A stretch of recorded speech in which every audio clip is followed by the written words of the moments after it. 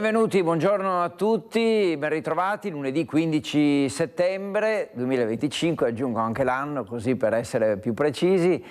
Focus TG, l'appuntamento che un po' punta a darvi informazioni su quello che accade a Nord-Est, la cronaca delle ultime ore, la cronaca delle prossime ore e anche quello che sta soprattutto accadendo in diretta grazie ai nostri colleghi che ci porteranno fuori dallo studio più volte nel corso di questo appuntamento fino alle 13:30 insieme, ve lo ricordo, insomma l'invito è quello di seguirci, magari anche semplicemente ascoltandoci e poi avvicinandovi al televisore quando ci sarà qualche notizia che vi sembra più interessante. Spazieremo in tutto il Nord-Est, ma proprio perché insomma la diretta ha la precedenza su tutto, andiamo subito fuori dallo studio, ci colleghiamo infatti immediatamente con Luciana Conco, quindi siamo sull'altopiano di Asiago, andiamo da Vanessa Banzato che salutiamo e che è insieme a Edoardo Paris per la parte tecnica, perché insomma oggi è il giorno del saluto, dell'ultimo saluto al piccolo Stefano Angonese che era stato vittima di un incidente stradale, ricordate, pochi giorni fa. Allora do il benvenuto, dicevo, a Vanessa e ai suoi ospiti, a te raccontaci un po' questi momenti così difficili, dolorosi che penso si siano appena conclusi.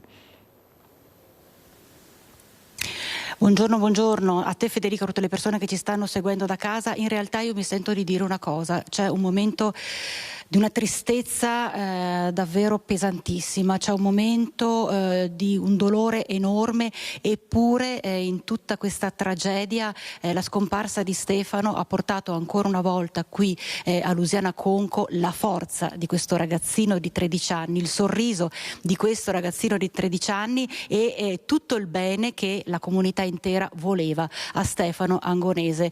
Una tragedia che è avvenuta, lo ricordiamo, domenica 7 settembre scorsa, domenica 7 settembre alle 8:30 di sera, quando Stefano si stava recando con un amichetto per appunto una sagra nel paese vicino, è stato travolto e ucciso dalla macchina guidata da un 23enne di Cartigliano. Ricordiamo che il 23enne non si era fermato per prestare soccorso a Stefano e all'amichetto, l'amichetto fortunatamente fuori pericolo, solo tante botte per lui, anche se il dolore, la ferita che è provocata dalla perdita dell'amico sarà difficilmente rimarginabile.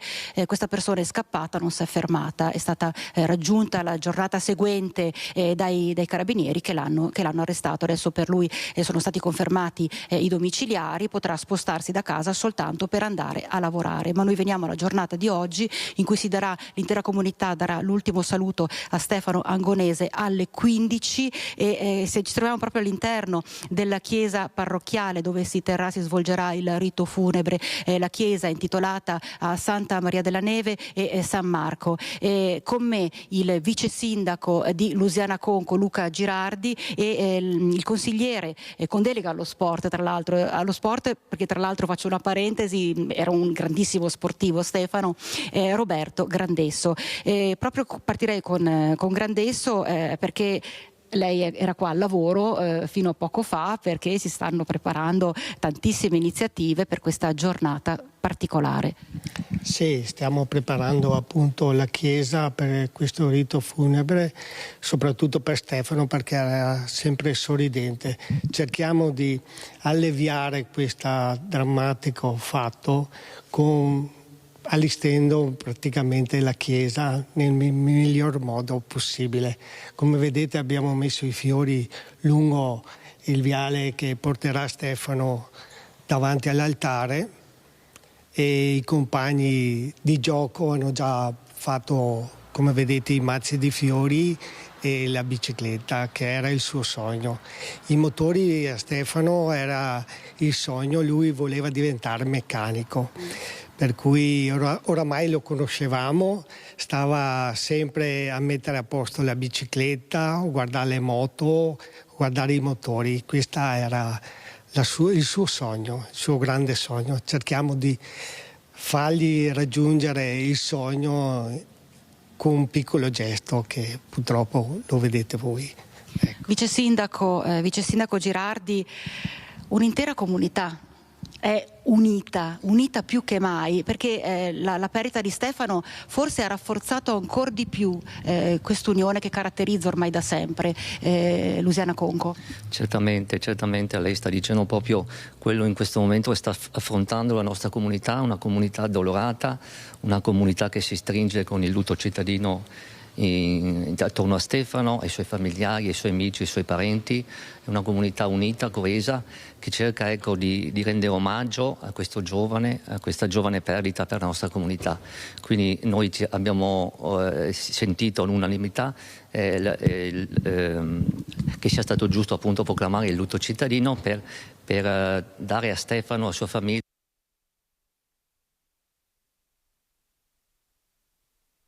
anche qui all'esterno. Abbiamo cercato di allestire una piazza che lo accolga nel migliore dei modi, e noi saremo presenti come amministrazione sempre vicini alla famiglia di Stefano. Quindi è una comunità in lutto, una comunità che cercherà di stare insieme con la famiglia in tutti i modi possibili. Una cosa che è stata spesso sottolineata è stata anche la grande compostezza della famiglia di Stefano nell'affrontare un dolore così forte, così pesante, così difficile. Sì, certamente, quello che ci ha colpito proprio è stata anche proprio la compostezza dei familiari, il loro modo di accettare il dolore con questa pacatezza, con questo senso anche di non so, un senso proprio di pace, diciamo, un senso quindi anche questo è stato un esempio per noi, per come comunità, in quanto la famiglia appunto è riuscita a dimostrare proprio come si sa anche accettare, tra virgolette, un dolore così immane, che forse è un dolore che sconvolge comunque qualsiasi persona. Quindi anche questo è un qualcosa che ci rasserena, ecco, come comunità. Si diceva fuori, chiacchierando anche con le persone che stavano aiutando a sistemare, che Stefano è un po' il figlio di tutti, come tutti i ragazzi sono un po' i figli di tutti. In questo paesetto montano, diremmo, c'è ancora la comunità che si stringe attorno ai residenti. Praticamente i figli nostri sono di tutti, perché ci conosciamo casa per casa, per cui anche Stefano entrava e usciva a casa nostra e viceversa, mio figlio andava a casa sua. Cioè siamo una comunità veramente unita, al di là del fatto del drammatico fatto che è accaduto. Però diremmo, nel nostro piccolo siamo una grande comunità. C'è anche da dire che ci sarà anche chi offrirà gratuitamente il trasporto con una corriera. È un altro papà di un amico sempre di Stefano che ha messo a disposizione 2 pullman e farà la navetta praticamente Rubbio-Conco, Tortima, Fontanelle 2 volte, e questo è un grande cosa. Sì, dice tutto. Dice tutto, sì, anche il fatto che delle persone della comunità si rendano disponibili anche a titolo gratuito per essere vicini alla famiglia, per essere vicini ai nostri concittadini, nel riuscire a raggiungere appunto la piazza e questo luogo in cui si svolgerà la cerimonia. È un fatto che dimostra proprio come in queste piccole comunità si riesca anche a condividere e a vivere insieme momenti di dolore e di lutto come questo. Quindi è una bellissima cosa vedere questa coesione, vedere questa partecipazione da parte di tutti. Ecco, io chiedo a Edoardo Paris se riusciamo a uscire, perché Federico, vorrei mostrare anche alle persone, a tutte le persone, la piazza come è stata allestita. Sono state posizionate tutte le sedie, si è detto che ci sarà una partecipazione massiccia. Sì, ci sarà, oltre alle sedie credo che ci sia tanta folla, speriamo di esserci e restare uniti anche in questo drammatico fatto. In attesa delle 15, quando inizierà il rito funebre per dare l'ultimo saluto al piccolo Stefano. E da Conco per il momento è tutto. Federico, ti ricedo la linea. Grazie a Vanessa Banzato, grazie a Edoardo Paris per la parte tecnica, grazie naturalmente agli ospiti di Vanessa, insomma giornata intensa, molto intensa a Luciana Conco sull'altopiano di Asiago per questo ultimo saluto a Stefano. Adesso passiamo dallo studio solo per un attimo perché usciamo nuovamente, ci spostiamo, cambiamo provincia, andiamo ad Olo, quindi in provincia di Venezia, e andiamo precisamente da Heidi Kaliman che è con Simone Merlo per parlare di un fatto di cronaca, quindi una vicenda tra l'altro davvero possiamo dire anche inquietante in un certo senso, perché parliamo di una rapina un po' particolare, vero Heidi? Do la linea a te e ai tuoi ospiti. Esatto Federico, buongiorno innanzitutto a te e ai telespettatori. Sono qui in compagnia del signor Guido Zecchin che ci ha raggiunto, è stato gentilissimo, vittima ieri di una rapina proprio uscito da questa chiesa. Lei, ricordiamo, lei ha 83 anni, se li porta benissimo Guido, però cosa è successo ieri mattina? Era presto, erano circa le 9 del mattino. Sì, niente, uscito dalla chiesa, tranquillo, non c'era nessuno, e arriva una ragazza, sì, dai 20-30 anni, cioè, un po' difficile, con uno zaino sulle spalle, tutta attilata, e mi viene vicino, mi parla mezzo italiano, mezzo poco italiano, tutto straniero, e dice: guardi, lei le piacerebbe fare l'amore con me? Ma sul modo dei giovani che me parlava, no?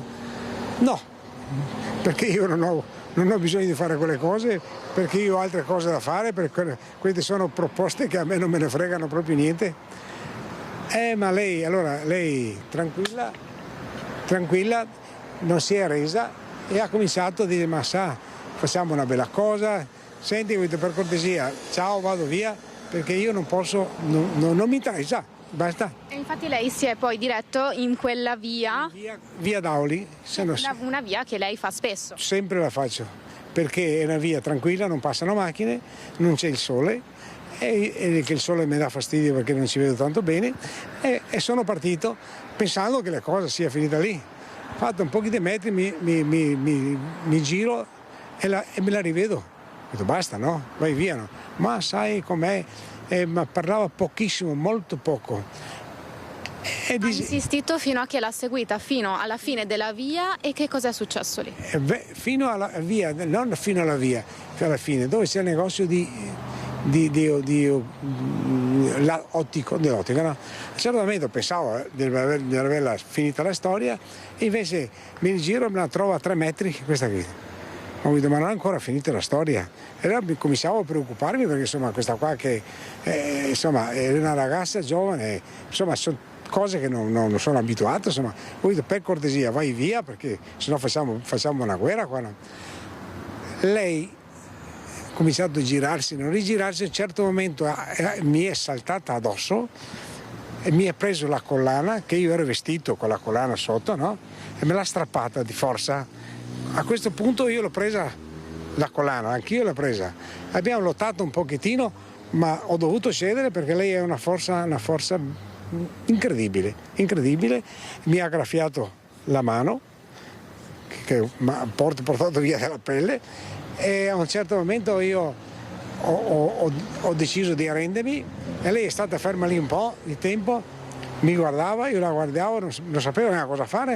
A un certo momento lei si è girata, è andata via e si girava continuamente a vedere se faceva la reazione, e è andata avanti, e io sono andato più avanti anch'io, sono uscito perché basta, perché avevo capito che dovevo cedere. A questo punto cosa devo fare? Ammazzarla?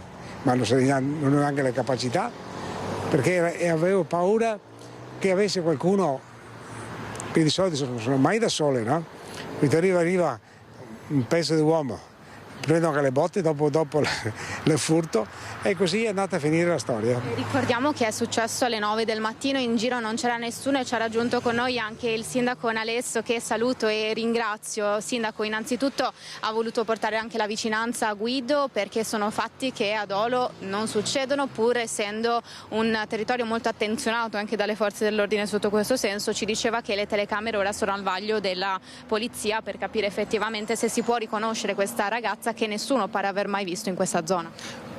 Confermo tutto, mi dispiace moltissimo verso quello che è accaduto al signor Zecchin. Purtroppo è un fatto gravissimo e devo dire straordinario, perché era da molto tempo, almeno che io abbia memoria, che non succedeva questo alle 9 di mattina, e c'è stato proprio un accanimento che ha dell'inverosimile verso una persona ancora in gamba, però fragile.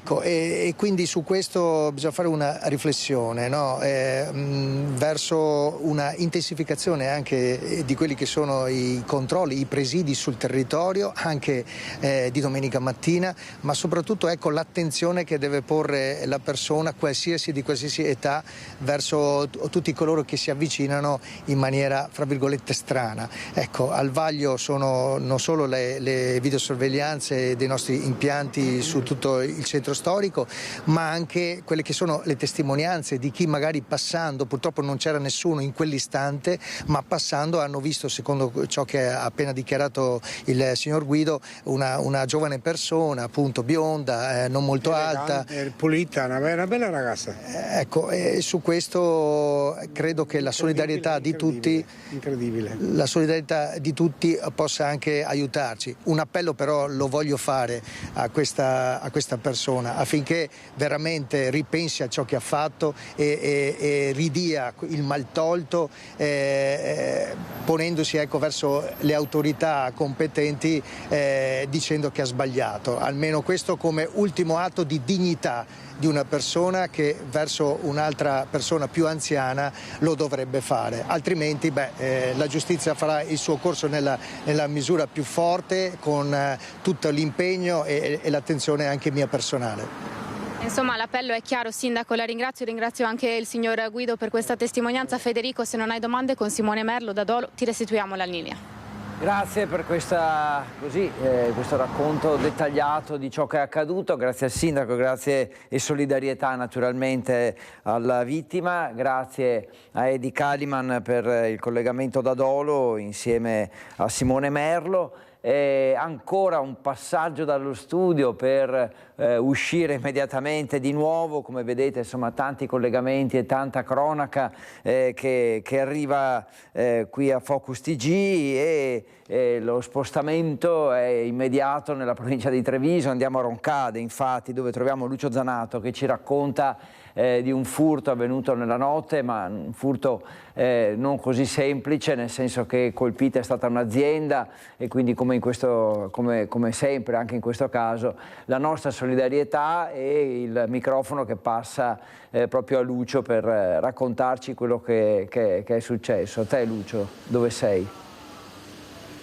Buongiorno a te, buongiorno ai nostri telespettatori di Veneta. Mi trovo sulla piana di Roncade, per la precisione nella zona di San Giacomo, quindi siamo verso l'autostrada A4. Chi la percorre vede queste vigne e vede appunto le vigne di San Giacomo. Sono con Gianluca Giacomin, che è il titolare, perché questa mattina alle 2:10 c'è stata, come dire, un brusco risveglio. Sì, un bruttissimo risveglio dato dal sistema d'allarme nostro aziendale, che ci avvisava dell'intrusione, una possibile intrusione di qualche malintenzionato. Siamo corsi subito in azienda, contestualmente alle forze dell'ordine, e siamo arrivati che ovviamente erano già scappati. I danni ci sono, perché sono entrati da una finestra, hanno rotto il vetro, hanno tagliato con un flessibile un armadietto blindato dove tenevamo dei documenti aziendali. Questo che ho in mano è appunto la serratura blindata, che è stata praticamente aperta con una facilità quasi estrema. Però non era una serratura anni 50, questa è di ultima generazione. No, è ultima generazione, e tra l'altro pensavamo di essere abbastanza coerenti con tutti quei sistemi di sicurezza, invece ci troviamo a dover affrontare un nuovo capitolo, di riprendere per mano tutto quello che è la sicurezza. Ma facciamo vedere ai nostri telespettatori, perché uno non ci crede se non viene e non vede.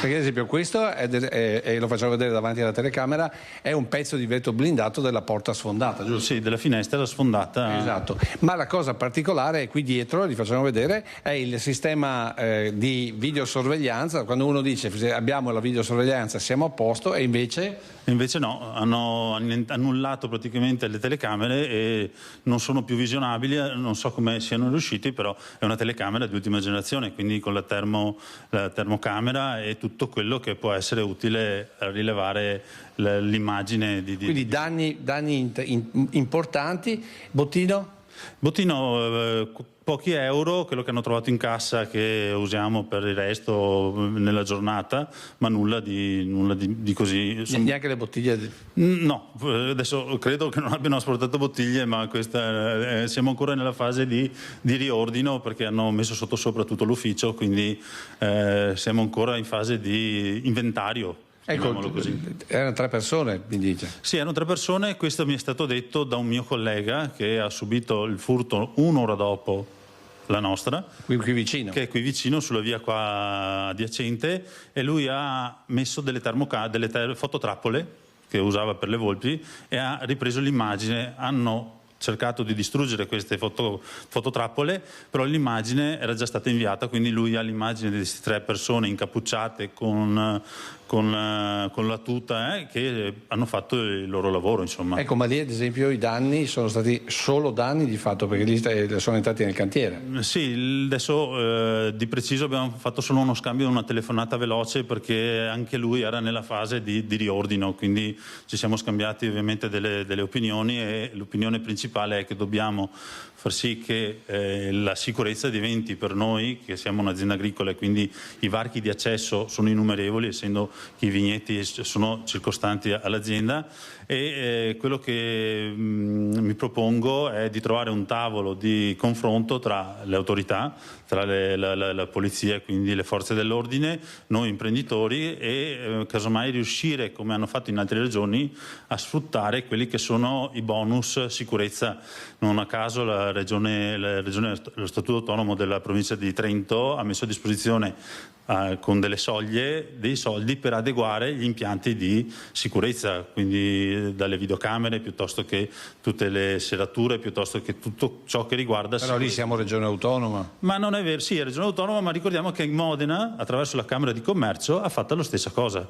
Quindi io consiglierei... Tra l'altro questo è un appello che già il mondo agricolo l'ha fatto con Valerio Nadal, presidente di Confindifesa, ma imprenditore, a cui è toccato anche lui avere queste visite, cioè avere dei fondi, perché la gente si deve, come dire, premunire. Non tutti hanno i soldi per grandi impianti. Sì, soprattutto grandi impianti, perché la realtà, appunto quella dell'agricoltura, prevede spazi molto ampi, quindi dover coprire ogni spazio non è semplice, è molto oneroso in termini di impiantistica e anche di macchine che ci vogliono per a sostegno di questa sicurezza. Ecco, da notare che l'appello Valerio Nadal l'aveva proprio lanciato attraverso i nostri microfoni, e penso che dopo questo ennesimo episodio sicuramente un ragionamento andrà fatto per dare sostegno a questo mondo, il mondo dell'agricoltura e della viticoltura in questo caso, che a sua volta sostiene l'economia di questo territorio, perché ricordiamo che insomma Prosecco e in genere della viticoltura nella Marca Trevigiana è di fatto il motore, il veicolo economico di questo territorio.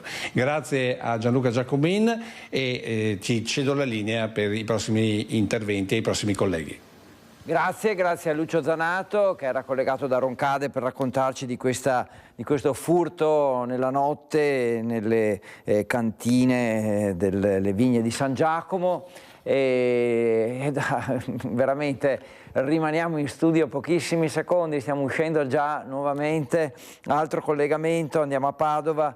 Conosciamo tutti la vicenda delle zone rosse istituite in molte città del Veneto. La prima in cui diciamo è stata istituita è stata Padova, quindi già parecchi mesi prima di sperimentazione, poi di conferma, e quindi grande discussione, lo sappiamo, soprattutto nel mondo della politica. Oggi è l'ultimo giorno di zona rossa all'Arcella, c'era stata una prima fase in cui la zona rossa era stata istituita attorno alla stazione di Padova e poi una seconda fase in cui la zona rossa si era, tra virgolette, spostata nel quartiere Arcella, che è comunque limitrofo alla stazione. Il ministro Piantedosi, il ministro dell'Interno, ha annunciato il possibile rinnovo di questo provvedimento. E allora Valentina Visentina e Cristian Rocca Allende, che la supporta sul piano tecnico, sono proprio all'Arcella.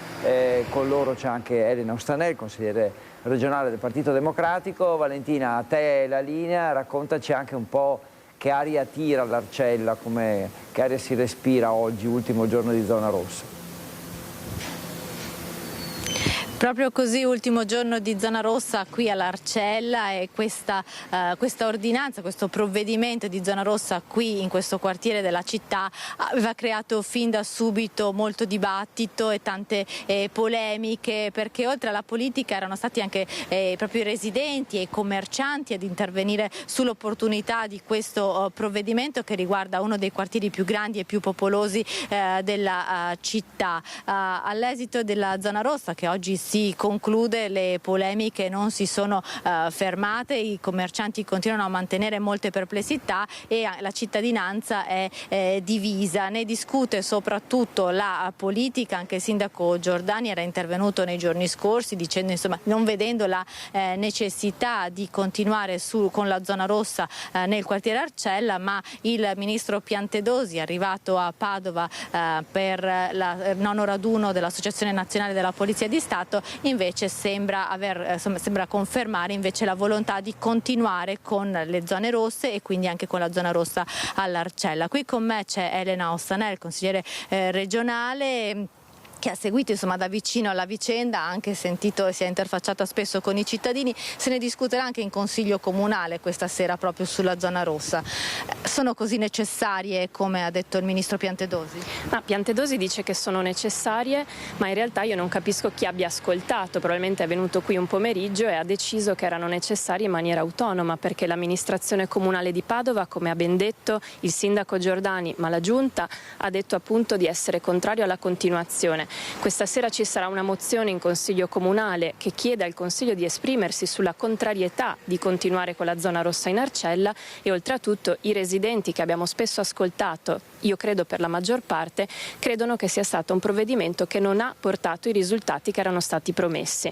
Quindi voglio dire che è un qualcosa che viene ben accolto dalla città, quando in realtà le istituzioni, ma anche gli abitanti, i commercianti, le organizzazioni che da tempo si mobilitano per rendere questo quartiere un quartiere sicuro, vivibile e bello, ecco, non è esattamente la situazione che io ho raccolto, quella che ha raccontato il ministro. Grazie ad Elena Ostanel. Sapremo se si continuerà con la zona rossa nei prossimi giorni, perché è previsto in prefettura il COSP, il Comitato per l'Ordine e la Sicurezza Pubblica, che è il vertice che ogni settimana riunisce sia l'amministrazione comunale ma anche le forze dell'ordine e il prefetto, e capiremo appunto se la zona rossa verrà rinnovata qui all'Arcella. Intanto io vi lascio con le parole raccolte ieri dal ministro Piantedosi, che ha parlato anche della situazione nazionale sul possibile potenziamento delle scorte per le istituzioni, e poi appunto ha commentato il possibile rinnovo della zona rossa a Padova. Il servizio e poi la linea può tornare allo studio.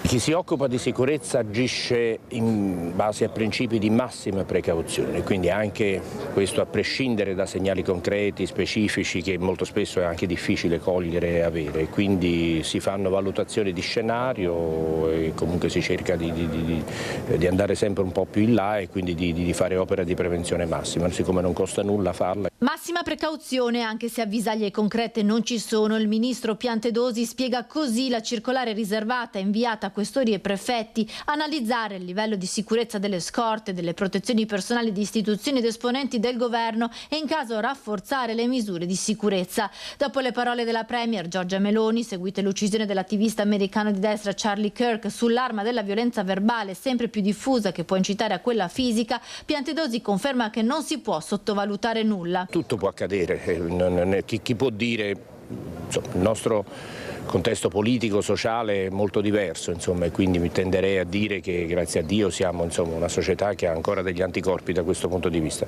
però la storia ci insegna che dobbiamo poi stare sempre attenti a non...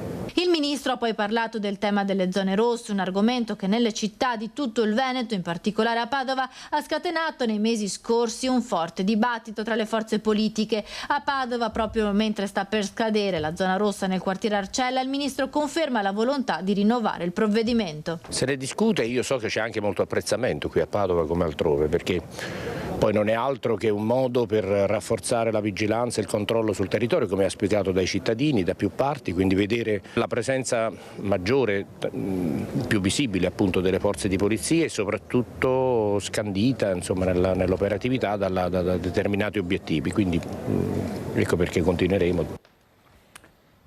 E allora grazie a Valentina Visentin e naturalmente poi le parole del ministro Piantedosi. Sono le 12:29, abbiamo già fatto un bel giro nella nostra regione con i nostri collegamenti esterni, siamo passati dalla provincia di Vicenza a quella di Venezia, Treviso, Padova, e torneremo tra poco ancora all'esterno dello studio perché dobbiamo ancora parlare di Treviso e della ZTL, del capoluogo della Marca, però apriamo una pagina di cronaca adesso legata alle strade e lo facciamo con la vicenda del poliziotto della stradale di Padova che è stato investito da un bandito in fuga in un'area di servizio dell'autostrada A4, è stato dimesso dall'ospedale e nel frattempo il malvivente è stato anche identificato.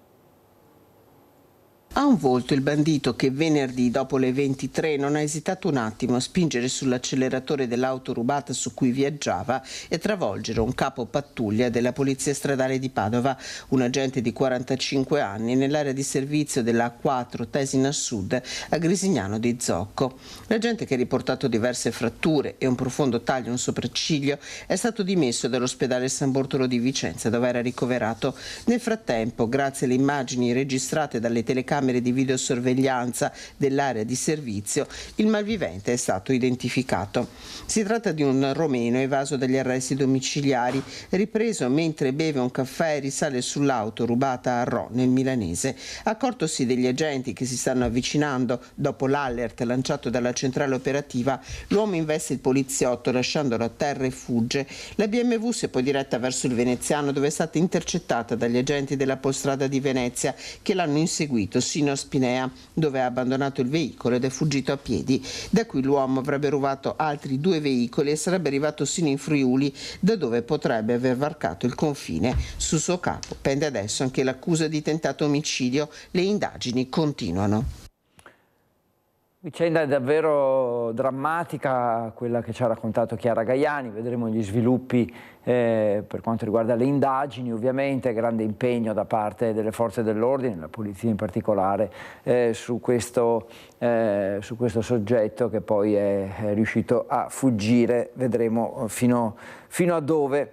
E ancora le strade, ancora un incidente che è avvenuto la scorsa notte ad Albaredo di Vedelago, questa è la vicenda che ora ci racconta Francesca Bozza nel suo servizio. L'auto è uscita ed è finita nel giardino di un'abitazione, c'era un 27enne alla guida che ora è ricoverato in gravi condizioni.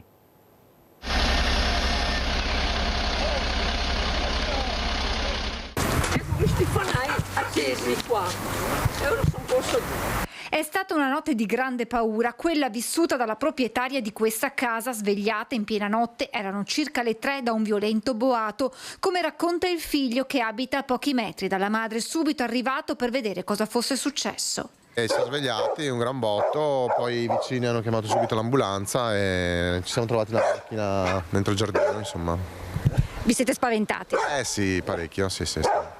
Poi fortunatamente sono arrivati subito i soccorsi, i pompieri e i carabinieri. Siamo in pieno centro ad Albaredo di Vedelago, è qui che un'auto, una Renault Clio, è uscita di strada abbattendo prima il palo della fermata dell'autobus, finendo poi la sua corsa nel giardino di questa abitazione. Alla guida un 27enne di Vedelago, accanto a lui una 18enne di Albaredo.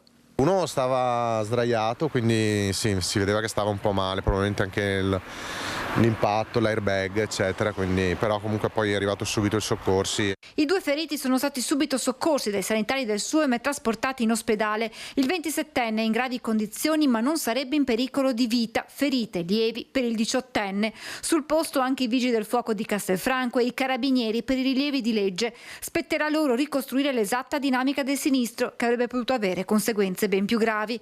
Come da prassi saranno svolti accertamenti sul conducente dell'auto per verificare l'eventuale assunzione di alcol o altre sostanze. Quanto accaduto la scorsa notte in questo punto di Albaredo non è una novità per i residenti. Non è la prima volta che succede, è successo diverse volte qui da noi, anche l'ufficio vicino, perché la curva qui, soprattutto la sera, le macchine tendono a correre troppo veloci e ce li troviamo dentro in giardino o se li trovano nel cortile dell'ufficio dell'assicurazione qui vicino. È successo già diverse volte, bisognerebbe trovare un sistema per rallentare la gente proprio su questo pezzo di strada qui. E allora dopo questo servizio ancora parliamo di strade, ancora di incidenti, come vedete insomma tutti però diversi uno dall'altro, gli incidenti di cui purtroppo stiamo parlando. Adesso andiamo a Montegrotto Terme dove l'incidente è stato mortale purtroppo, a perdere la vita un uomo di 69 anni e una dinamica che però non è ancora chiara, infatti ci sono i carabinieri che stanno continuando ad indagare, come ci racconta Chiara Gaiani. Nessun indagato, ma restano sotto sequestro tutti i mezzi coinvolti nell'incidente costato la vita a Giovanni Bettio, il pensionato di 69 anni morto alle 7:30 di sabato mattino in viale Croce Rossa a Montegrotto Terme, dopo essere finito contro un'auto mentre era in sella alla sua Vespa. Scivolato sull'asfalto, il 69enne è finito sul cordolo che separa le carreggiate della strada e per lui non c'è stato nulla da fare. Resta da capire cosa sia realmente accaduto. Pare sia da escludere il coinvolgimento di un anziano di 87 anni che si era allontanato dal luogo dell'incidente. Nessun pirata della strada. L'uomo ha dichiarato di avere l'auto già ammaccata ai carabinieri della compagnia di Abano Terme che stanno conducendo le indagini che lo hanno rintracciato poco dopo il grave incidente. Potrebbe essere diversa la posizione della donna di 45 anni alla guida della Mini che ha dichiarato di aver sentito un botto dietro l'auto. Resta aperta l'ipotesi che Giovanni Bettio possa aver avuto un malore o che abbia fatto una manovra errata o che sia stato stretto dall'auto che lo precedeva. Sul corpo dell'uomo, per anni massaggiatore in un albergo della città termale, nelle prossime ore la Procura di Padova potrebbe disporre l'autopsia. Ora torniamo sullo schianto violentissimo che è avvenuto tra 2 scooter a Malamocco, quindi siamo al Lido di Venezia, e uno scontro nel quale ad avere la peggio è stato Silvio Capuzzo, 74 anni, residente poco lontano dal luogo del gravissimo incidente. Oggi ovviamente è la giornata del cordoglio, del dolore per questa tragedia avvenuta tra via Alberoni e via Doge Galla. Nulla da fare per l'anziano morto sul colpo. Il 74enne poi, pensate, perse il figlio nello stesso modo 25 anni fa. La dinamica di questo sinistro al vaglio della polizia locale. L'altro scooterista, appunto l'incidente come ho detto è avvenuto tra 2 motocicli, l'altro scooterista è ferito anche se non in condizioni non così gravemente, è stato portato anche lui all'ospedale di Venezia con il motoscafo del 118 e ci sono state anche gravi conseguenze per il traffico, con ACTV che ha dovuto sospendere la linea A e la linea 11 sull'isola, informando gli utenti anche attraverso l'assessore alla mobilità Michele Zuin, che ha avvisato tramite i social su questo grave incidente. La viabilità poi era stata ripristinata solo dopo alcune ore. Ancora strade purtroppo, e ne parliamo perché spostandoci in Friuli Venezia Giulia, a Trieste, c'è stato un incidente mortale, anche qui in via Fabio Severo, dove è morta una ragazza di 25 anni travolta da una jeep in corrispondenza delle strisce pedonali. Inutili le manovre dei sanitari che sono arrivati subito sul posto, quindi dicevo ci spostiamo in Friuli Venezia Giulia per un altro dramma che ci racconta Laura Bucarella. Si chiamava Marta Gianelli, aveva 25 anni, la ragazza di Melzo in provincia di Milano, morta ieri sera dopo essere stata investita da una jeep in via Fabio Severo. Il terribile incidente è avvenuto verso le 10:40 all'altezza del civico 65. La studentessa universitaria stava attraversando la strada nei pressi delle strisce pedonali ed è stata travolta dal SUV nero condotto da un triestino di mezza età che procedeva in salita.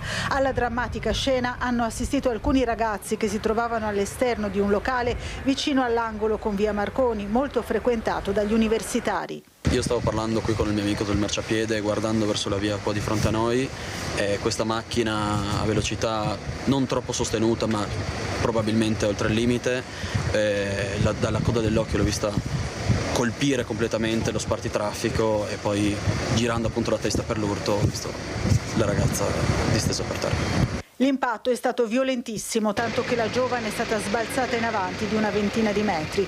Non ci sarebbero segni di frenata sull'asfalto, secondo le prime ricostruzioni della polizia locale accorsa sul posto. Dopo aver travolto la ragazza, il conducente ha sterzato, finendo contro i paletti dell'isola pedonale al centro della carreggiata. La studentessa è stata subito soccorsa da un medico che passava a piedi e le manovre di rianimazione sono proseguite a lungo anche dopo l'arrivo dei sanitari del 118, ma purtroppo non c'è stato nulla da fare. Troppo grave il trauma cranico riportato dalla giovane, che è morta poco dopo. L'automobilista sotto shock non sarebbe stato in grado di fornire tutti i dettagli di quanto accaduto alla polizia locale, che dopo aver raccolto testimonianze ed effettuato i rilievi prosegue ora le indagini. La strada è rimasta chiusa per più di un'ora.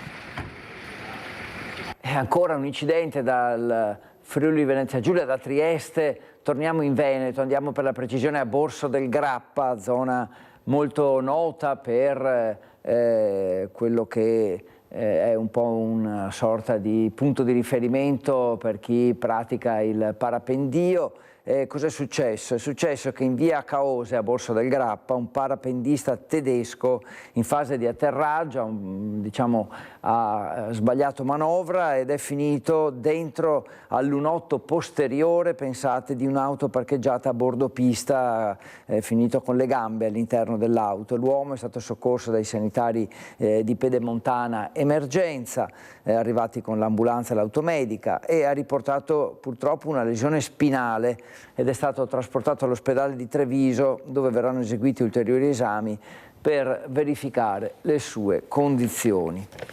Torneremo a parlare di strade più tardi, ci collegheremo con Treviso, parleremo però di ZTL, quindi di provvedimenti, non direttamente di incidenti, insomma questa ampia pagina dedicata invece a quello che è accaduto in queste ore lungo le strade. Per il momento la chiudiamo qui alle 12:41 di questa nostra puntata di Focus TG, che lo ricordo finirà alle 13:30, quindi adesso passiamo un po' alla cronaca delle ultime ore, la cronaca che ci porta a Padova per la precisione, dove per l'accusa di detenzione di armi è stato assolto Freddy Sorgato, ricorderete l'uomo che è in carcere per l'omicidio di Isabella Noventa. Sentiamo cos'è successo in questo suo procedimento giudiziario.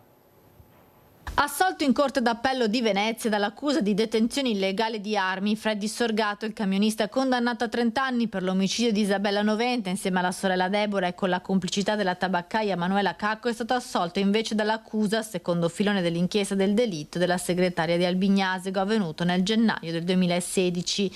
Le armi erano state ritrovate nel marzo del 2016, quando Freddy e Deborah Sorgato erano già stati arrestati. Lo scatolone con 124.000 euro e 2 pistole era stato trovato dentro l'abitazione di un ex maresciallo dei carabinieri che all'epoca dei fatti era il compagno di Deborah Sorgato. Era stato proprio il carabiniere a scoprirlo ed allertare i suoi superiori. Per questa storia la donna ha patteggiato e ora, con 2 gradi di giudizio, è stato appurato che le armi appartenessero solo a lei e l'estraneità dunque del fratello Freddy.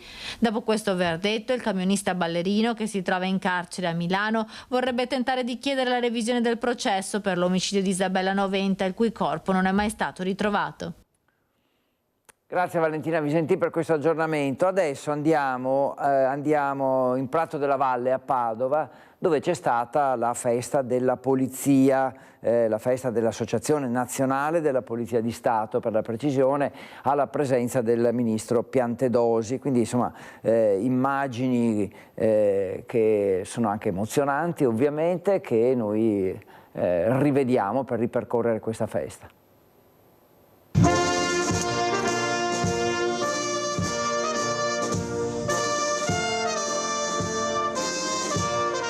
Una divisa che non si smette mai, nemmeno dopo la fine del servizio, e che hanno indossato con orgoglio a Padova per la sfilata a Prato della Valle, una città che ha accolto più di 5.000 poliziotti in pensione arrivati da tutta Italia per il 9° raduno dell'Associazione Nazionale della Polizia di Stato.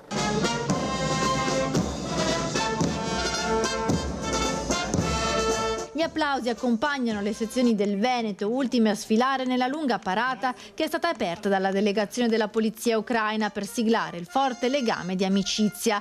Una festa della polizia da condividere con la città per celebrare l'impegno quotidiano delle forze dell'ordine che prosegue anche oltre per tutta la vita. Fuori dal servizio di dare un aiuto alla comunità in modi diversi, volontariato, attività sportive, sempre per coinvolgere sui valori dell'amministrazione. Il raduno si svolge ogni 3 anni e per la 9ª edizione è stata scelta Padova, orgogliosa di ringraziare i poliziotti per il loro lavoro, ha detto dal palco il sindaco Sergio Giordani. Presente all'evento anche il capo della polizia Vittorio Pisani, che ha ricordato i valori dell'associazione: libertà, giustizia, uguaglianza e fratellanza, portati avanti da oltre 57 anni. Sul palco le maggiori istituzioni, dal ministro Piantedosi ai sottosegretari Andrea Ostellari e Nicola Molteni, il prefetto di Padova e il questore Marco Odorisio. Una bellissima giornata proprio di osmosi tra la collettività, i cittadini di Padova che ci hanno onorato appunto oggi ospitandoci con questa 3 giorni che è culminata con questa manifestazione, e la Polizia di Stato. Quindi proprio un segno anche di riconoscimento a favore dei cittadini, dove poi l'ANPS, l'Associazione Nazionale di Polizia di Stato, composta da appunto poliziotti in quiescenza, continua a essere testimone e portatore di quei valori. Sono molto attivi appunto nell'ambito dei percorsi di legalità, protezione civile, aiuto delle persone. E poco prima di questa festa altri eventi in programma, quindi facciamo un piccolissimo passo indietro, perché rimanendo sul tema di questa festa abbiamo anche così lo spunto per vedere immagini che riguardano le varie specialità di polizia che hanno sfilato sull'Easton, e poi un convegno al quale ha partecipato, un convegno sulla violenza di genere, al quale ha partecipato anche Gino Cecchettin, quindi insomma altre immagini di questa festa. C'è la festa della città che accoglie con curiosità e gratitudine la Polizia di Stato con le varie specialità. Il Liston si trasforma per fare spazio ai vari reparti, tra i quali cinofili, con animali bellissimi come Angie, un cane poliziotto di 5 anni specializzato nel soccorso alle persone. Entra nel vivo il 9° raduno dell'Associazione Nazionale della Polizia di Stato, che ha vissuto un momento di riflessione sulla violenza di genere ospitato nell'aula magna del Bo davanti a decine di studenti degli istituti superiori della città. Comprendere, agire e prevenire, il titolo scelto per la mattinata che ha avuto tra gli ospiti Gino Cecchettin. Cerco di parlare da papà e da cittadino che ha un vissuto e che negli ultimi 2 anni purtroppo si è scontrato con un tema che prima mi era sconosciuto, e a me piace andare a fondo. All'interno della fondazione c'è un comitato scientifico di tutto rispetto che mi sta dando gli elementi per capire cosa sia la violenza di genere, e quindi cerco di unire l'esperienza purtroppo tragica che ho vissuto assieme alla conoscenza scientifica per portare un messaggio. Con lui Maria Luisa Pellizzari, già vice capo della polizia, il procuratore della Repubblica di Padova Angelo Antonio Racanelli e Giuseppe Maria Iorio, dirigente della divisione anticrimine della Questura di Padova, che ha spiegato quali sono gli strumenti disponibili contro la violenza di genere, tra questi l'ammonimento. Nei giorni successivi all'ammonimento, ad esempio, continuiamo a contattare la persona per capire la reazione che ha avuto il maltrattante, quindi se questa situazione, questo ammonimento ha creato una situazione di malessere o di pericolo. Noi le sentiamo costantemente, perché poi si crea un rapporto di fiducia, loro si fidano a quel punto di noi e insieme cerchiamo di capire se la paura, che rimane comunque sempre un po' nella vittima, è una paura reale o una paura che invece può essere controllata, che può essere sconfitta. Domani mattina l'evento conclusivo del 9° raduno nazionale della NPS. In Prato della Valle la grande sfilata alla presenza del ministro dell'Interno Matteo Piantedosi e del capo della polizia Vittorio Pisani, che a partire dalle 10 sarà trasmessa in diretta su Antenna 3, emittente del network Media Nord-Est. In serata poi andrà in onda il concerto della banda della polizia che si terrà al Teatro Verdi. Ovviamente l'ultima parte del servizio si riferiva all'evento di cui abbiamo già parlato in Prato della Valle. Adesso ci colleghiamo con Treviso, credo, perché parliamo di strade, come vi avevo anticipato, ancora di strade, anche se in chiave un po' diversa, perché parliamo della ZTL di Treviso, una ZTL che possiamo considerare sotto esame, e chiediamo a Lina Paronetto, che con Nicoletta Rizzetto che l'assiste per la parte tecnico è proprio in centro a Treviso, di che cosa si tratta. Lina, a te. Federico, buongiorno ai telespettatori di Rete Veneta. Sì, siamo qui tra via Roma e lungo Sile Mattei con Nicoletta Rizzetto e col comandante della Polizia Locale Patrick Antonello, che ringraziamo come sempre per la grande disponibilità. A monitorare cosa? Allora, abbiamo detto dalle 12:30 scatta ogni giorno la zona a traffico limitato, quindi non si può più svoltare da via Roma verso sinistra. Molti utilizzano solitamente nelle altre ore del giorno questa svolta per raggiungere Piazza Vittoria. Si è visto nei mesi scorsi che questa svolta poteva creare tutta una serie di criticità, sia dal punto di vista della circolazione dei bus, sia per la sicurezza anche dei tanti ragazzi che frequentano la stazione delle Corriere, comandante, e quindi c'è questo provvedimento. Ma provvedimento che però, visti i primi 3 giorni di scuola, con un po' il caos che c'è stato, che c'è sempre, dobbiamo dirlo, a Treviso all'inizio delle scuole, no? Quando c'è un po' di movimento, ma in questo caso si è pensato di verificare sul campo la bontà degli orari e del provvedimento. Allora, avete messo in campo una task force di agenti che, vediamo, stanno gestendo la circolazione proprio per intanto informare i cittadini, far andare le cose per il meglio e capire se ci sono dei correttivi da apporre. Sì, è corretto, nel senso che noi in questo momento stiamo operando con 8 addetti e 8 operatori in questa zona, proprio al fine di tenere in qualche modo controllata, monitorata tutta la situazione, sia a monte che sul punto in cui ci troviamo, che a valle di questo punto. Infatti, diciamo, la chiusura per quanto temporanea della zona a traffico limitato ovviamente sposta il flusso veicolare in altre direzioni, quindi vogliamo essere sicuri che non ci siano particolari criticità nel resto della città. Allora, quali potrebbero essere i correttivi da apporre anche alla luce di quello che avete visto in questi giorni e che potrebbe emergere nelle prossime settimane?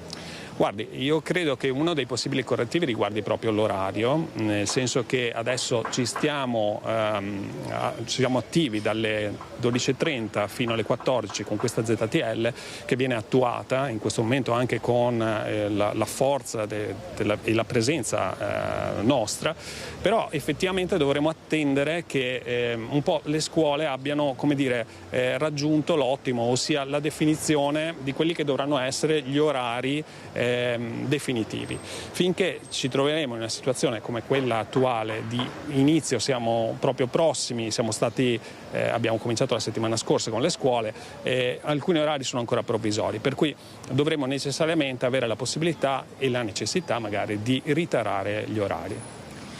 Cosa avete visto in questi giorni? Cioè, rischia di crearsi un tappo qui all'altezza della svolta per Lungosile? Guardi, questo dipende da molti fattori. Oggi possiamo dire che è una situazione piuttosto tranquilla, non ci sono state criticità né questa mattina né oggi durante l'attivazione della ZTL. Nei giorni passati abbiamo visto qualcosa in più, effettivamente, causa forse anche il maltempo che abbiamo avuto e diciamo anche la conoscenza che i cittadini, in particolare gli autisti, i conducenti dei veicoli, hanno della zona, perché ricordiamoci che è un'attivazione di una zona a traffico limitato che è iniziata dal 10 settembre, quindi da pochissimi giorni. Qualcuno ne aveva preso coscienza e contezza visionando i cartelli stradali che comunque sono stati scoperti nei giorni scorsi, qualcun altro evidentemente no. Ecco perché siamo qui a rafforzare la segnaletica anche attraverso la nostra presenza. E gli automobilisti appunto come la stanno prendendo? Ne vediamo tanti che sono costretti a cambiare corsia all'ultimo. Guardi, per il momento non ho evidenza di particolari criticità, in particolare oggi, quindi c'è effettivamente da augurarsi che sia una situazione che a tendere possa migliorare. Però noi siamo qui per tenere monitorata la situazione, al che se necessario porremo dei correttivi. Senta, diceva a valle, no? Ci sono delle criticità in Piazza Vittoria che si possono in qualche maniera correggere o attenuare? Allora, ci sono alcuni plessi scolastici di particolare importanza, nel senso come numero di studenti, di alunni, concentrati in una zona centrale dove se lì ci dovessero essere delle criticità siamo pronti ad intervenire, infatti abbiamo degli operatori proprio sul posto. Ricordiamoci che tutta la supervisione della zona viene in qualche modo ad essere gestita anche tramite la nostra centrale operativa e agli impianti di videosorveglianza funzionanti in città che ci permettono di avere una visione a 360 gradi di quello che sta succedendo e per poter intervenire nel miglior modo e nel più breve tempo possibile. Ecco, ultima cosa, sanzioni per adesso? Per il momento non ci è capitato di staccarne, è ovvio che noi in questo momento stiamo lavorando prima della zona a traffico limitato con una funzione più che altro di tipo informativo, quindi non ci poniamo a valle del cartello ma siamo prima in maniera tale proprio da evitare anche l'azione sanzionatoria. Per adesso insomma in questa fase transitoria, quindi massima attenzione comunque e massima collaborazione, vediamo davvero un bel dispositivo e un bel dialogo anche, lo stiamo vedendo proprio in diretta. Allora noi da qui da Via Roma con il comandante Patrick Antonello che nuovamente ringraziamo e con Nicoletta Rizzetto, Federico ti restituiamo la linea.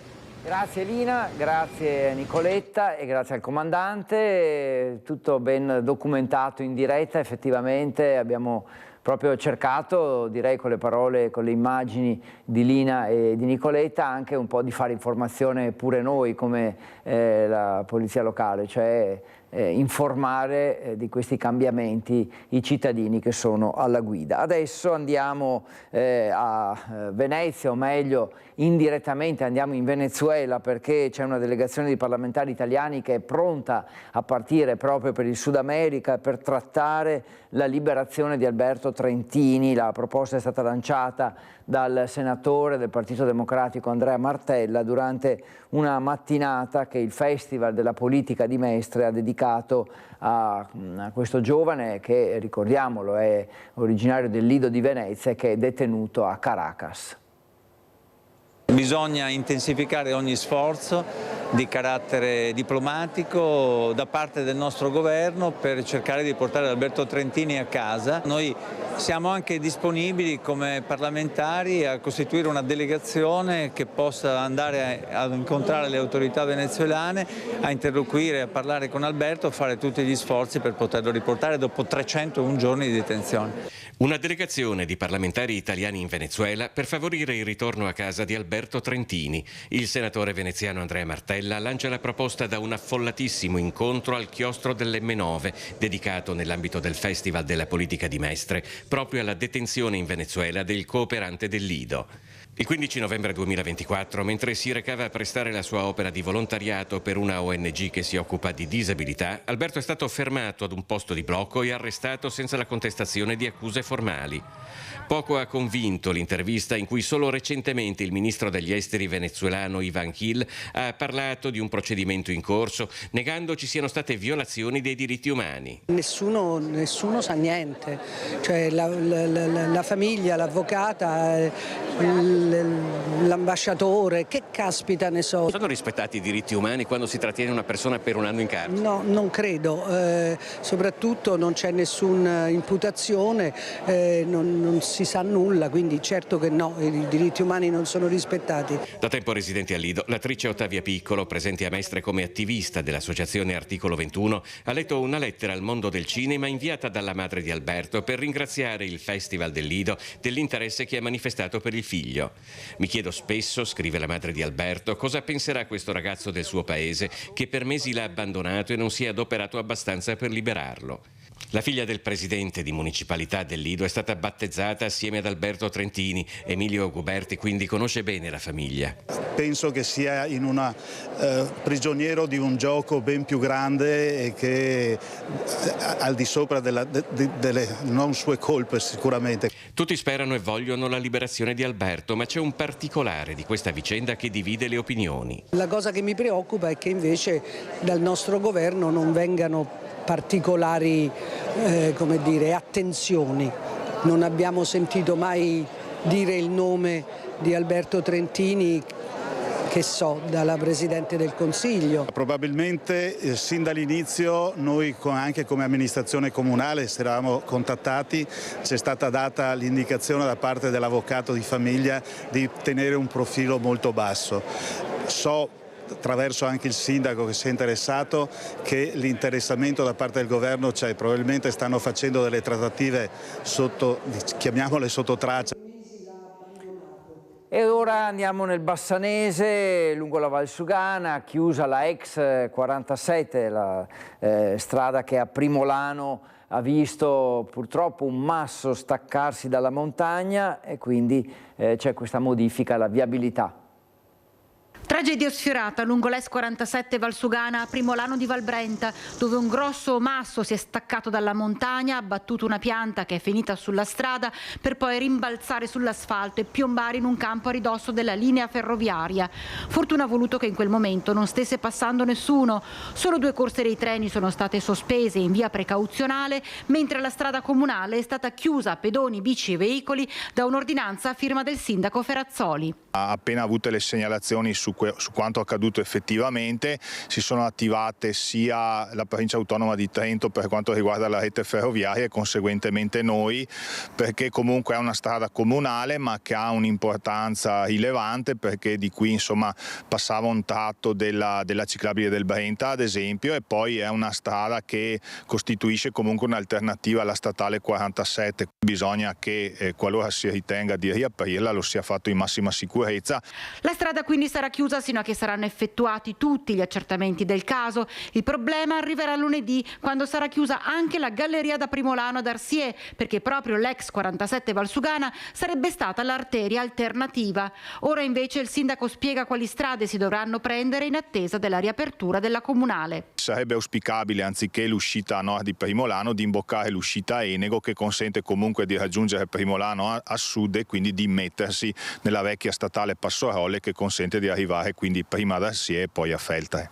La mente corre inevitabilmente alla frana caduta un anno e mezzo fa sulla SS 47 Valsugana, e quello che è accaduto nelle scorse ore ripresenta la questione della criticità ambientale. La fragilità di un territorio che ovviamente è evidenziata in questi anni, ma anche la significatività di avere strade alternative aperte, perché paradossalmente se questo capitasse in questo tratto di statale 47 attualmente aperto, questa potrebbe costituire una via alternativa, quindi da un certo punto di vista c'è il vantaggio che non si tratta di un'arteria primaria, ma l'abbiamo visto proprio con la chiusura della statale 47 per la frana. È poi essenziale avere delle vie alternative, perché altrimenti si precluderebbe tutto il traffico. Grazie a Vanessa Banzato, sono le 13:02 di questo lunedì 15 settembre. Insieme fino alle 13:30 con Focus TG. È il momento però di una breve pausa, torniamo tra pochissimo.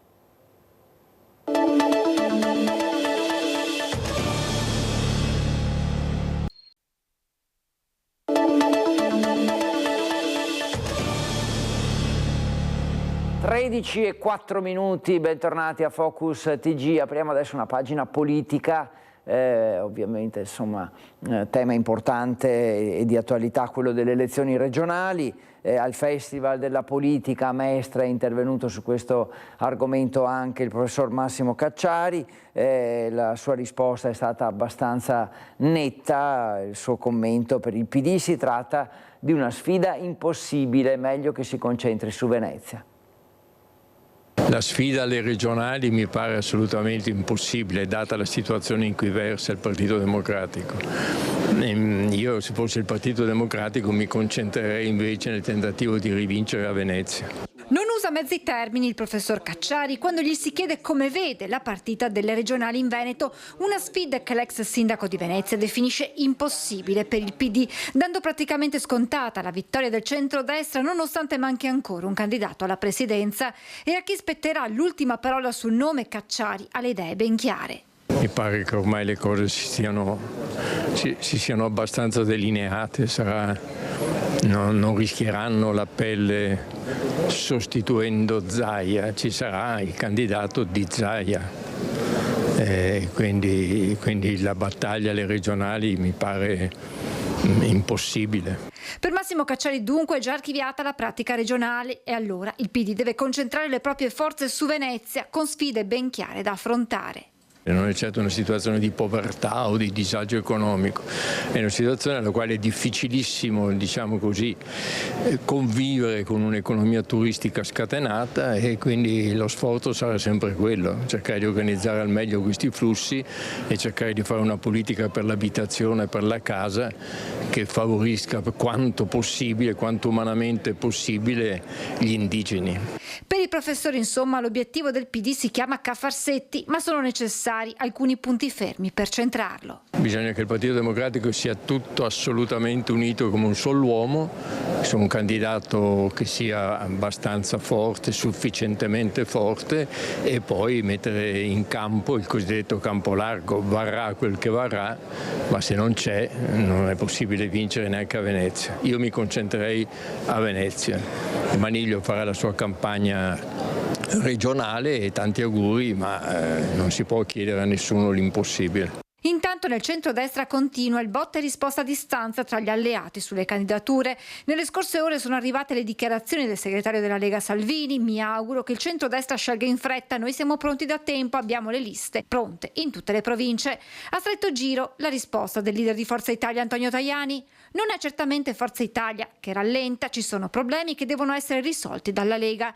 Io non ho nessun ritardo, sono pronto a fare domani mattina o stasera la riunione, da parte mia non c'è nessun tentennamento o voglia di ritardare.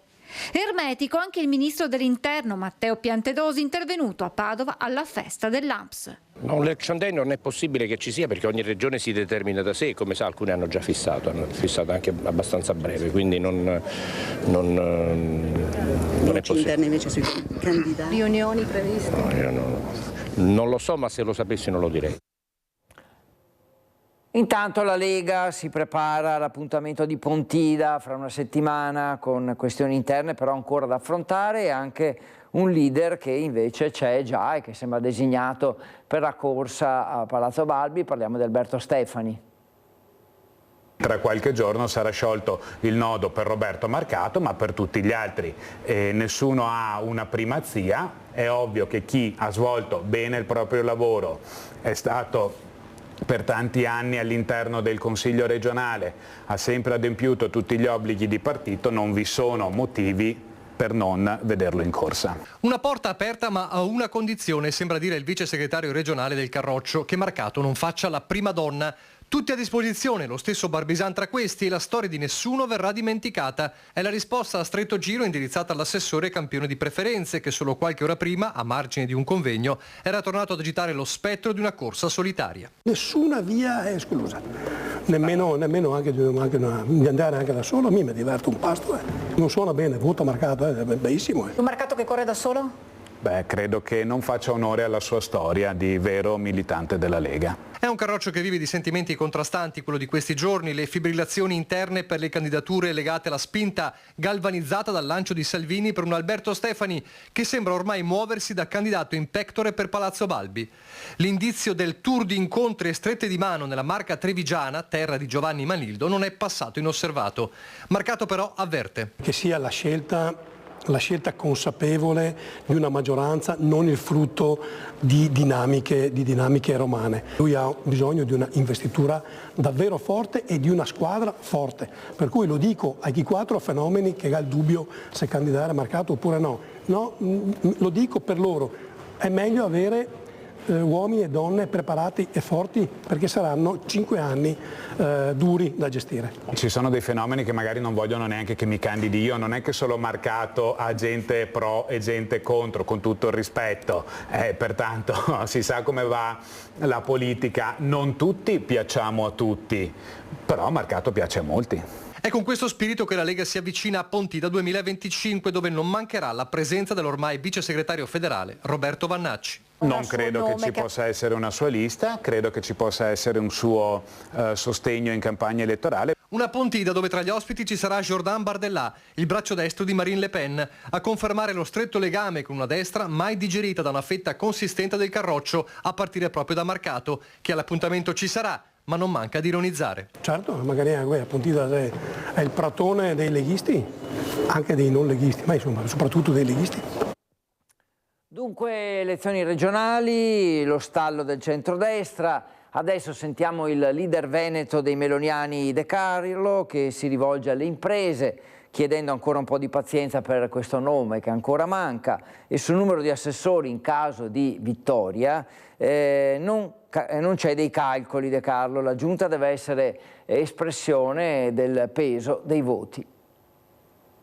Alle imprese dico sì, siamo in ritardo forse con la definizione di un candidato, ma non siamo certo in ritardo nella definizione di ciò che noi vogliamo per le imprese. Credo di conoscere ciò che le imprese vogliono e siamo pronti a mettere a disposizione le soluzioni di ciò che vogliono le imprese. L'appello al mondo economico De Carlo lo lancia da presidente della Commissione delle attività produttive, agricoltura e turismo del Senato, prima ancora che da leader veneto dei meloniani. 700 realtà incontrate e ascoltate in questi anni e vedere che le imprese sono stufe di attendere un nome dal centrodestra certo non va giù. È di fatto l'unico vero passaggio che De Carlo sottoscrive rispetto alla lettera che in questi giorni ha creato subbuglio nella coalizione. La missiva è indirizzata a Giorgia Meloni dal presidente di Confimindustria Padova Rovigo, Raffaele Zanon, storico esponente di Fratelli d'Italia a Padova. Ci sono parti della lettera condivisibili, parti meno condivisibili. Io sulla lista Zaia abbiamo sempre avuto ufficialmente come partito una posizione molto laica, nel senso per noi non era un tema di Fratelli d'Italia, abbiamo sempre detto che era un tema interno alla Lega, non condivido la contrapposizione, se si sceglie subito non ci sono i giochi di palazzetto, se invece va lunga non ci sono giochi di palazzetto. Credo che Zanon abbia voluto intendere non facciamo credere che esistano giochi di palazzetto. De Carlo rigetta ipotesi di giochi di potere e di calcolatrice alla mano per decidere la giunta in caso di vittoria. Se il candidato va alla Lega, più assessori meloniani o viceversa? E chi l'ha detto? Il peso della giunta è sempre, diciamo così, relativo alla forza che tu hai in consiglio. Tu hai un numero di eletti tale che ti consente di avere un numero di assessori, altrimenti non regge, non esiste una giunta diversa dal consiglio e quindi le giunte saranno espressione del voto popolare. Se c'è una forte preponderanza di Fratelli d'Italia in consiglio, ci sarà una forte preponderanza di Fratelli d'Italia anche in giunta. Insomma, Fratelli d'Italia punta tutto sui voti e non molla su Palazzo Balbi. Una certa pressione ormai è chiara. Anch'io credo che oggi sia ora di stringere e di trovare un candidato. Aspetterei la chiusura di questo tavolo che mi auguro sia nel più breve tempo possibile, quindi faccio appello ai nostri leader perché nel più breve tempo possibile diano la possibilità ai veneti di sapere chi sarà il leader della coalizione. Adesso il centrosinistra che prosegue compatto nella sua campagna elettorale a sostegno di Giovanni Manildo, ma i Dem attaccano anche il centrodestra e il ritardo definito grave, per cui non c'è nemmeno ancora la data del voto.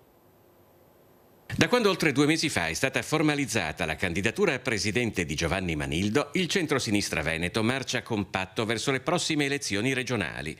Al momento è una marcia solitaria, senza avversari, vista l'assenza di un candidato nel centrodestra, ma soprattutto una marcia senza ancora una data del voto. Questo è molto grave. Io chiedo a Zaia di indicare il giorno del voto intanto, cioè i veneti ancora non sanno quando andranno a votare e questo è un problema. Il centro-sinistra ha già un candidato in campo da mesi che sta già battendo palmo a palmo la regione, un'espressione del territorio con una coalizione molto coesa. Il centrodestra sta ancora litigando. I problemi del centrodestra non riguardano né preoccupano il centro-sinistra, ma si trasformano in problemi di tutti se diventano il motivo per cui si tarda a stabilire la data delle elezioni. È scorretto, il problema è che loro antepongono gli interessi della loro coalizione a quelli dei cittadini e dei veneti, che invece hanno tutto il diritto di sapere quando si fa il voto e di saperlo anche velocemente, anche le forze politiche per potersi organizzare. Stiamo vedendo anche in questi giorni che le forze economiche, le categorie produttive del Veneto giustamente protestano perché rischiamo di andare di fronte ad un periodo in cui oltre al bilancio provvisorio si accompagna un'assenza di politiche che invece è necessaria per la nostra regione. A Venezia intanto il sindaco uscente Luigi Brugnaro ha attaccato la gestione del Festival della Politica di Mestre. Io non mi ricordo di essere stato mai invitato, adesso ormai è tardi, non posso neanche più farlo, invitato a fare un dibattito serio, politico al Festival della Politica. Mai? È una polemica che si basa sul nulla perché come adesso vi manderò la lista, è venuto tantissime volte, ha partecipato a molti incontri con l'ex ministro Orlando, col direttore Cerasa del Foglio un paio di volte, faccia a faccia col sindaco Nardella in piazza Ferretto, con tutti i sindaci veneti e poi ancora la presentazione dell'M9 fatta promossa dal festival. Insomma sono tantissime le occasioni in cui il sindaco è stato presente, probabilmente ha perso un po' la memoria. Adesso andiamo a Vicenza perché parliamo di polizia locale, della possibile nuova sede della polizia locale che potrebbe essere, diciamo così, costruita nella ex centrale del latte. Questa è la proposta delle minoranze in Consiglio Comunale che chiedono proprio questa soluzione. Assieme agli altri capigruppo abbiamo studiato la fattibilità di spostare il comando di polizia locale attuale, che è in Stradella Soccorsetto, che come sapete avete denunciato più volte sia voi che i sindacati che i cittadini, desta in condizioni pessime e inadatte a quello che è un corpo degno della città di Vicenza. Qui abbiamo una struttura da poco inaugurata, sono stati spesi 7 milioni e quindi è adatta logisticamente, strategicamente a ospitare il nuovo comando della Polizia Locale di Vicenza. Questo in sintesi è l'oggetto dell'ultima mozione presentata dalle forze politiche di minoranza in Consiglio Comunale. Viste le situazioni difficili in cui versa la sede della Polizia Locale in via Soccorsetto, questi grandi spazi finora scarsamente utilizzati in quartiere San Bortolo potrebbero diventare una valida alternativa, fattibile secondo i consiglieri anche l'operazione dal punto di vista finanziario. Dal punto di vista finanziario si può tranquillamente rivalutare l'immobile dove oggi c'è la polizia urbana e i servizi sociali in Soccorsetto, è una zona residenziale importante in centro storico, quindi ha una buona valutazione economica. Con quei soldi naturalmente si può andare a completare questa struttura per dar modo di mettere qua la funzione della polizia urbana. Sfumata l'ipotesi proposta dall'amministrazione comunale di riutilizzare lo stabile dell'ex supermercato in via Torino, l'operazione della nuova sede della Polizia Locale di Vicenza nell'ex centrale del latte metterebbe in sicurezza uno stabile appena completato con una operazione di rigenerazione urbana per circa 7 milioni di euro che resta praticamente inutilizzata. Era nata per contenere le associazioni del quartiere. Poi questa soluzione la nuova amministrazione non l'ha più percorsa e quindi a oggi la scatola è completamente inutilizzata, salvo occasionalmente per alcune mostre. Per di più presenta delle azioni di vandalismo ormai importanti. Ritengo che bisogna avere rispetto per quando si spendono qualche milione di soldi pubblici e debba questo immobile essere riutilizzato. Di notte qua i ragazzini deturpano comunque tutta la zona, vedremo anche dei vetri rotti, degli atti vandalici importanti già che vengono fatti alla struttura. Dei cittadini ieri ci hanno denunciato che c'è un via vai continuo perché non c'è una guardiania, non ci sono controlli di sicurezza. Quello che noi comunque vogliamo è valorizzare una struttura pubblica che è stata veramente valorizzata e, come vedete, ha tutte le caratteristiche per, ripeto, ospitare un comando degno della città. 13:18, ancora poco meno di un quarto d'ora da trascorrere insieme, ci fermiamo ancora per un attimo.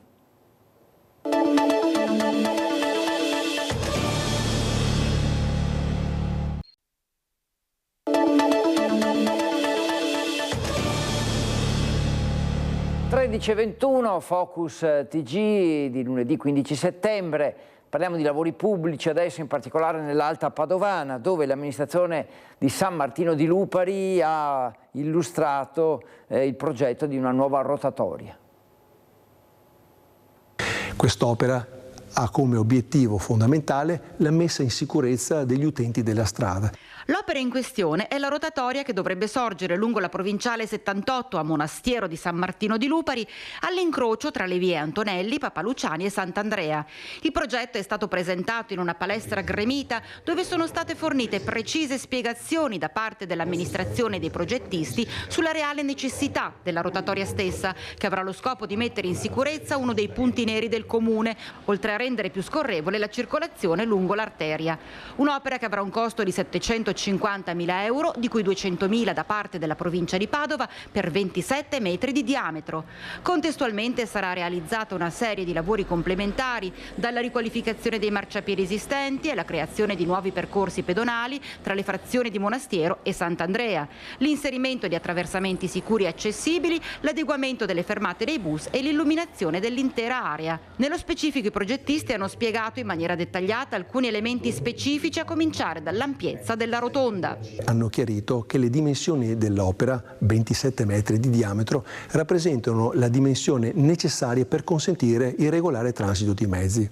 Hanno altresì precisato che lo spostamento della rotatoria non sarebbe possibile perché creerebbe veramente degli ingorghi di traffico o delle difficoltà di manovra, e hanno precisato altresì che il traffico diventerebbe sicuramente più scorrevole e quindi con la conseguenza inevitabile che anche l'inquinamento atmosferico sicuramente sarebbe minore. Attenzione, ha sottolineato il sindaco, sarà data anche al patrimonio storico locale, perché il capitello votivo e il monumento ai caduti, che si trovano proprio all'intersezione, saranno protetti da apposite barriere di sicurezza per tutelare chi si ferma per un momento di raccoglimento. L'opera sarà pronta per la fine del 2027. E ora andiamo su un altro argomento, sempre nell'Alta Padovana, però parliamo di rifiuti, perché avevano abbandonato rifiuti edili a Santa Giustina in Colle, 2 bosniaci che sono stati individuati grazie alle foto scattate da un cittadino. Non si è voltato dall'altra parte, anzi ha scattato una foto al furgone da cui venivano scaricati i 4 sacchi pieni di rifiuti edili che 2 persone stavano lasciando in un fossato di via Ceccarello a Santa Giustina in Colle. È grazie a questo cittadino che gli agenti della polizia locale e della Federazione del Campo San Pierese hanno rintracciato i 2 furbetti che avevano abbandonato i rifiuti scarti di lavorazione lo scorso mese di luglio. Le indagini hanno permesso di appurare che si tratta di 2 cittadini bosniaci residenti nel comune dell'Alta Padovana e dipendenti di un'impresa edile di Noventa Padovana. Per entrambi è scattata una denuncia per abbandono di rifiuti, reato punito con multe che possono arrivare fino a 27.000 euro. Ora nel Bassanese, in particolare a Rossano Veneto, perché Piazza Duomo non è ancora conclusa, è una vicenda che si trascina da tanto tempo, ma oltre all'iter dei lavori ora c'è da seguire anche quello giudiziario. La prima pietra era stata posata a giugno 2020. Da allora Piazza Duomo a Rossano Veneto è diventata terreno di scontro tecnico, giuridico e politico. I cittadini vorrebbero vedere l'opera conclusa, ma le vicende passate, presenti e future potrebbero allontanare ancora lo striscione del traguardo. Manca circa il 15% dei lavori, ma bisognerà attendere le risposte di Corte dei Conti, Tribunale di Vicenza e Autorità Anticorruzione alle azioni intraprese dall'architetto Francesco Antonio Tonietto Tonietto, al quale lo scorso giugno è stato revocato l'incarico di direzione dei lavori. Venga fatto chiarezza il prima possibile rispetto a tutte le scelte che sono state fatte da questa amministrazione e soprattutto per quanto riguarda le attività dell'amministrazione e del RUP prima della mia esclusione dal progetto. Per gli ATP, accertamenti tecnici preventivi, si attende la nomina di entrambi i consulenti tecnici. L'obiettivo è documentare lo stato delle opere eseguite e verificare la correttezza dell'operato. Abbiamo fatto 2 esposti all'autorità nazionale anticorruzione per la verifica da parte appunto dell'autorità dei comportamenti dell'amministrazione comunale e del RUP, i quali personalmente e anche secondo i miei legali ritengono assolutamente privi di un fondamento tecnico. Mancando le motivazioni tecniche per la revoca dell'incarico, secondo Tonietto bisogna andare a cercare altrove le origini della scelta. Questa decisione non riguarda le parti tecniche, riguarda solo la volontà politica di togliere di mezzo qualcuno che era vicino a un amministratore che l'attuale sindaco ha deciso di mettere all'opposizione per suoi motivi personali. Le osservazioni presentate da Tonietto non sono state accolte dal RUP, responsabile unico del procedimento, che 3 mesi fa gli ha revocato l'incarico. È un lavoro che ha comportato 6 anni di progettazione, di direzione lavori, innumerevoli problemi che sono stati risolti e che adesso ovviamente non fanno più parte di una problematica che affronterà il nuovo studio di progettazione. Si tratta solo di completare i lavori. Voglio dire solo questo: se l'amministrazione e il sindaco Zonta avevano in mente di fare i parcheggi prima delle elezioni, bastava che lo dicesse. E ora a Padova per i cantieri del tram con le prove di circolazione che iniziano senza passeggeri per il SIR 1 che dopo i lavori nel piazzale della stazione è pronto a ripartire. La data però non c'è ancora, potrebbe essere già nei prossimi giorni. La data è ufficiosa, ma potrebbe essere mercoledì 17, quella fissata per la ripartenza del SIR 1. In questi giorni è in corso il preesercizio e in città sono presenti i tecnici della commissione del Ministero dei Trasporti che devono dare il via libera al ritorno alla circolazione del tram. Con la riapertura delle scuole il mezzo è atteso sia dagli studenti che dai numerosi turisti presenti in città. Il via libera farà seguito agli esiti delle verifiche sui nuovi scambi installati nel circuito ad anello creato in stazione, che diventerà a pieno regime del sistema Smart lo snodo centrale delle 3 linee, il SIR 1, il SIR 2 e il SIR 3. Rimossa la fermata Trieste sostituita dalla nuova fermata De Gasperi. Fino al termine dei lavori saranno in funzione le sole fermate Eremitani e Stazione. Nel frattempo, da giovedì pomeriggio è chiuso Corso del Popolo in direzione Stazione.